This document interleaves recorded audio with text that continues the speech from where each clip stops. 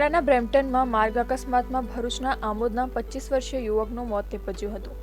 કાલિકા માતા મંદિર વિસ્તારના રહેવાસી ઋષભકુમાર રોહિતભાઈ લિંબાચિયા છેલ્લા 3 વર્ષથી સ્ટુડન્ટ વિઝા પર કેનેડામાં રહેતા હતા। બ્રેમ્પટનમાં બનેલી આ દુર્ઘટનામાં ટ્રક અને ઋષભકુમારની કાર વચ્ચે ગંભીર અકસ્માત સર્જાયો હતો। ત્યારે આ અંગે પરિવારજનોએ જંબુસરના ધારાસભ્ય ડીકે સ્વામીને જાણ કરતા તેઓએ યુવાનના મૃતદેહને વતન લાવવા માટે ભરૂચ કલેક્ટરને રજૂઆત કરી હતી। ત્યારબાદ મનસુખ વસાવાએ કેન્દ્ર સરકારમાં રજૂઆત કરતા 14 દિવસ બાદ યુવાનનો મૃતદેહ પ્લેન મારફતે અમદાવાદ એરપોર્ટ ખાતે લાવવામાં આવ્યો હતો અને ત્યાંથી પરિવારજનો યુવાનનો મૃતદેહ વતન લાવ્યા હતા, જ્યાં શાસ્ત્રોક્ત વિધિ અનુસાર તેના અંતિમ સંસ્કાર કરવામાં આવ્યા હતા। યુવાનની અંતિમ યાત્રામાં ધારાસભ્ય ડીકે સ્વામી સહિતના આગેવાનો તેમજ આમોદના નગરજનો જોડાયા હતા। પરિવારજનોએ અશ્રુભીની આંખે પોતાના વાલસોયાને વિદાય આપી હતી।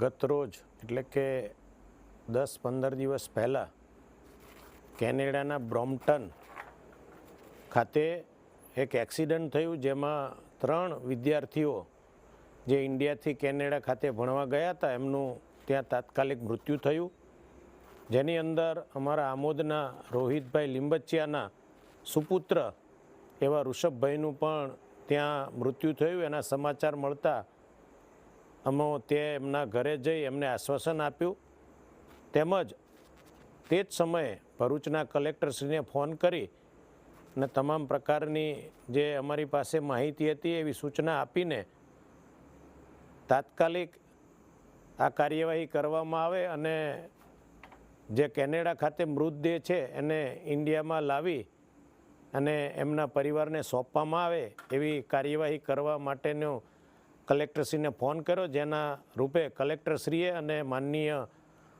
સાંસદ શ્રી મનસુખભાઈ વસાવાએ તાત્કાલિક આ કાર્યવાહી કરી જે અશક્ય કાર્યને શક્ય બનાવી અને અમારા જંબુસર અને આમોદ વિસ્તારના સૌ કાર્યકર્તાઓ વતી હું ખૂબ ખૂબ અભિનંદન પાઠવું છું અને આ ઋષભભાઈનો જે મૃત્યુ થયું છે એના આત્માને ભગવાન શાંતિ આપે એવી ભગવાનના ચરણોમાં પ્રાર્થના।